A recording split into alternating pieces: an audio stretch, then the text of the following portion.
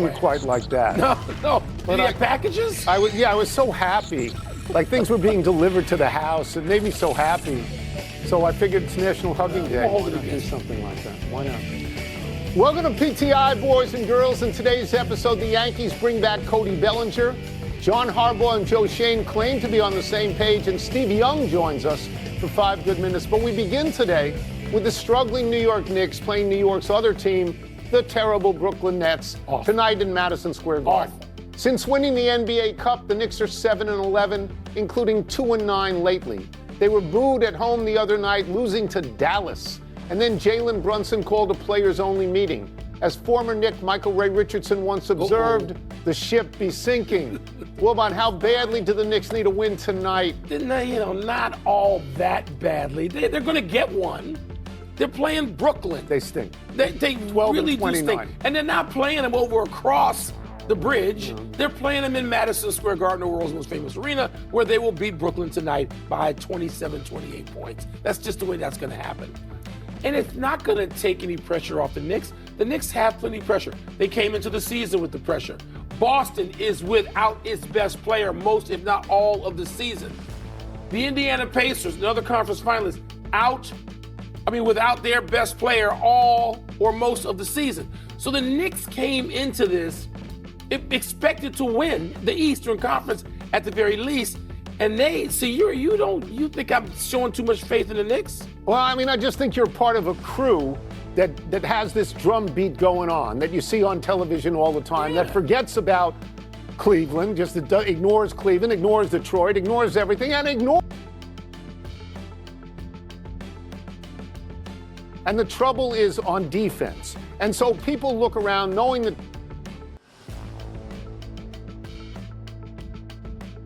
that guy. Yeah. Now, Mike Brown started off very good. They looked very good for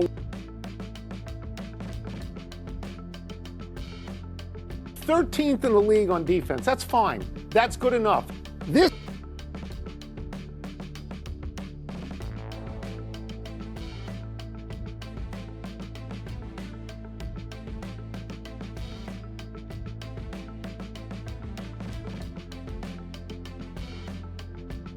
year, in the last 18 games, they're 29th. They're next to last in points allowed per 100 possessions. They're allowing a tremendous amount of points. Dallas isn't any good. They were up 75-45 at the half. Legitimate. So, okay, but here's the other part of the trouble, Mike. Players-only meetings with a first-year coach, that doesn't reflect well on anybody. I believe this, Mike. I believe they won that dopey cup, and they decided that meant something, and I think they're cruising. I agree with you completely. What they're doing. And you know what, Tony? But there are dog days of the NBA, and we are in them. You talk about it all the time. We're in the dog days. We're not going to get out until the Super Bowl. It's like the NFL season means something to NBA players. They're going to wake up on February 9 and go, whoa, wait a minute. We've only got 25 games left. The Knicks are going to be okay.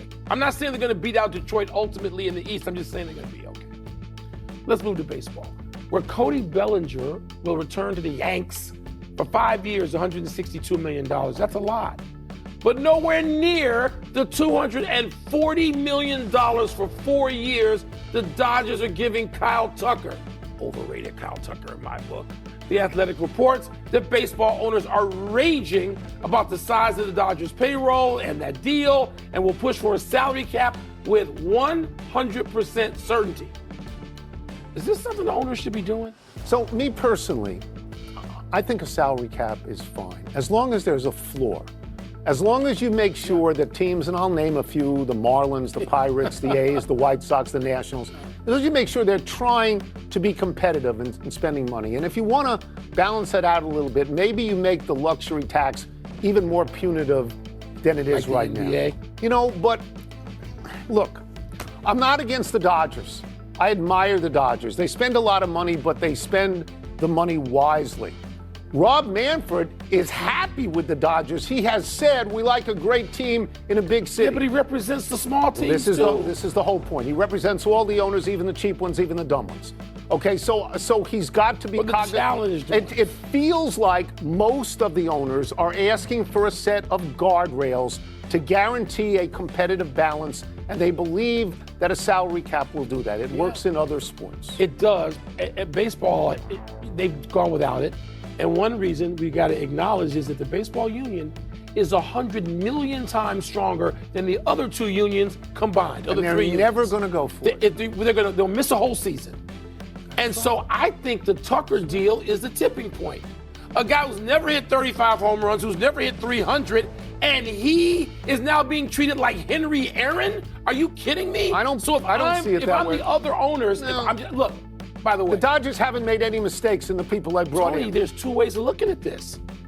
All right? Well, you're looking the at Dodgers it owner, I know, and the Dodgers owner is purple, and I know him. Here's the problem. And he has done the right thing every step of the way with his team. The Mets spent a lot of money. There's two ways of looking at it. Playoffs. Okay, look.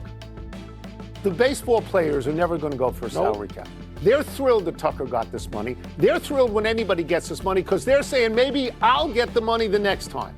And it's a shame because baseball's been great lately, and there could very well be a strike. It's in the DNA of players to strike. They've done that Tony, before. This is a lost season coming.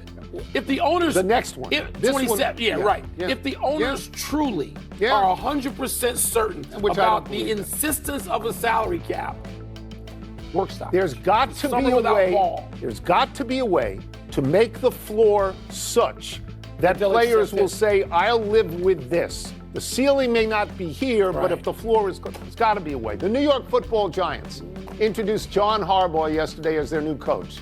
He said he was seeking a championship for a great city. Who's going to argue with that? But there's a secondary issue that's interesting. That is that Harbaugh will report directly to ownership, not to general manager Joe Shane.